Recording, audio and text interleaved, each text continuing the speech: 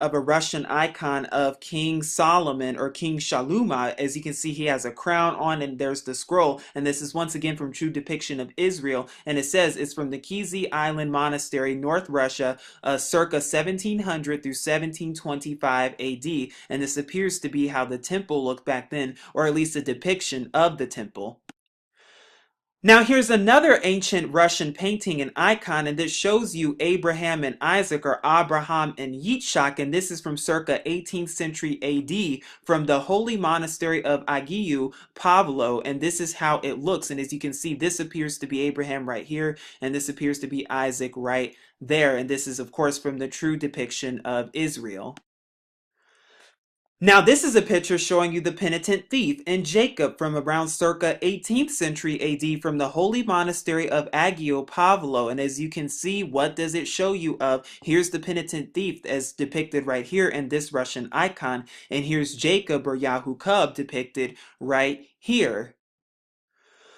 What are they really hiding from you? Like I said, this is only for educational purposes, and that is what this video is intended for. But this is from True Depiction of Israel as well, and it says Father and Son from Book of Hours illuminated manuscript in France, found around central Paris in circa 1460 through 1470 AD, and it depicts the Father and the Son. Now we know images are graven, and we are not to worship graven images, but like I said, I'm doing this for educational purposes, so that you can see the truth for what it really is and see that the original biblical Israelites were in fact black, and they are black today.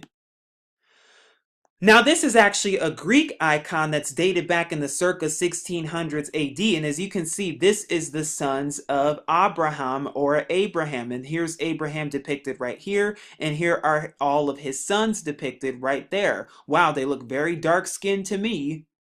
Now this is another Russian icon of King David or King Dawid by Niccolo di Segna from the 1300s AD, circa 1300 AD, and I do apologize if I'm butchering the Russian names a little bit, but once again, this is showing you King David, and you can even see his crown right here, and once again, credits to True Depiction of Israel and for Yahuwah especially for leading me and guiding me to these pictures and showing you real, authentic truth. Now this comes from Mark's Basilica that's located in Venice, Italy, and this is from the 1100s AD or circa 1100 AD, and this is depicting the Last Supper. And what is it showing you? I hope you are seeing it with both your eyes open. Here is an ancient and a Russian depiction of the event detailing Elijah or Eliyahu being carried into heaven by a set-apart messenger who you may call an angel. And this is the fiery ascent of the prophet Eliyahu or Elijah from circa 1570 AD by Great Utsyug of Russia. That is where it can be founded from, and I do apologize if I'm butchering that name. But as you can see, this is the prophet Elijah right here, and this is the ascent from the set-apart messenger, are also known as the angels. This is another picture of that's depicting the Messiah, Yahushua HaMashiach, that is cracking the clouds open. This is just another depiction of it from another Russian icon, as you can see it. If you would like to see it even more in detail, please pause the video so that you can actually see it.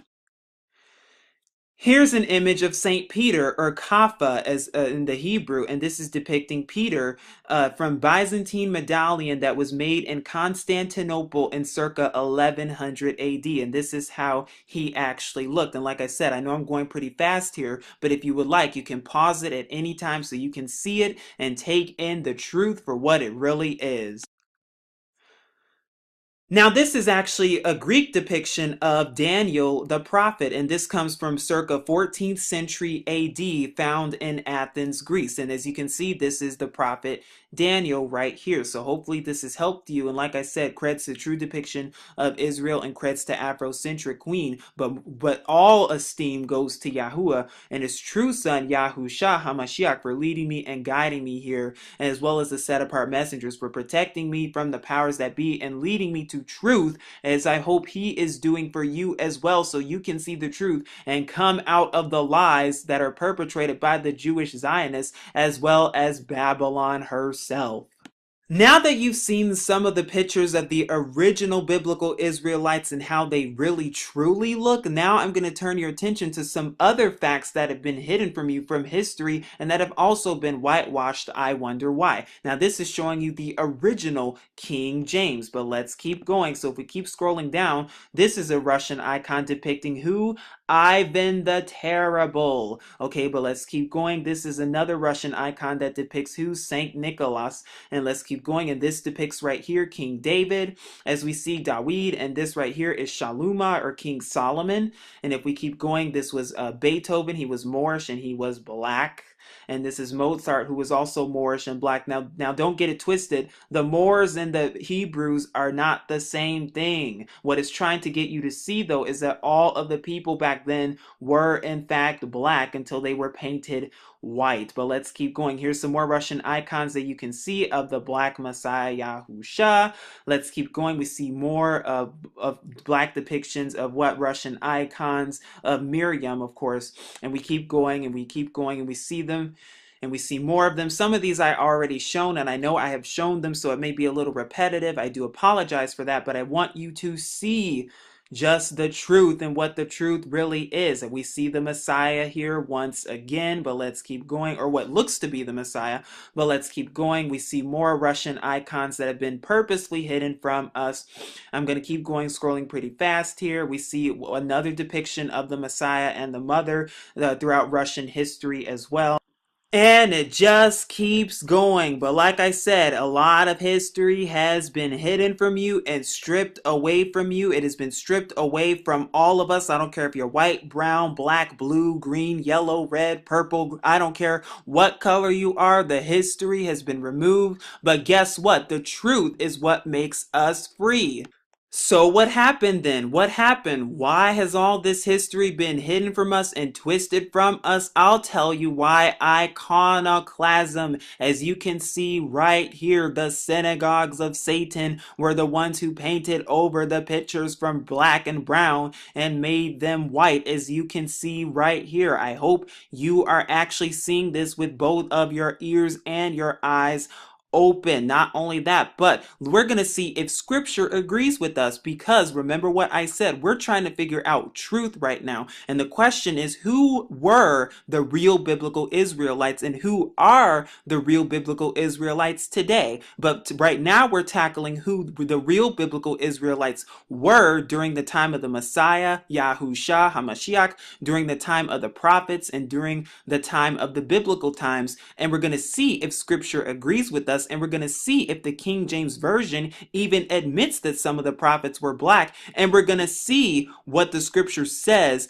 about the synagogues of Satan, because you're going to see I'm not making that up. That is according to scripture itself. Now, if that didn't wake you up, then I honestly don't know what will, because I've just spent over an hour of my time with you and dedicated hours, if not months, searching for these pictures and doing all this research to give you real, authentic truth from the heart, so that you will not be deceived anymore, or be deceived by the coming deception that will be the false Messiah with a false white image. Because I've just proven to you that the Messiah ain't white, whether you want to believe it or not. But here I am in Eob in Job chapter 30, and we're going to see, does scripture agree with us? Does scripture agree that if the prophets were black, what color was it according to them? Now, I already went over one of them with you, which is Genesis, or Bereshith chapter 2 verses 7, where it says that Yahuwah, our creator, has formed man of the dust of the ground, and man became a living soul. Let me repeat that: dust of the ground. What color is dust?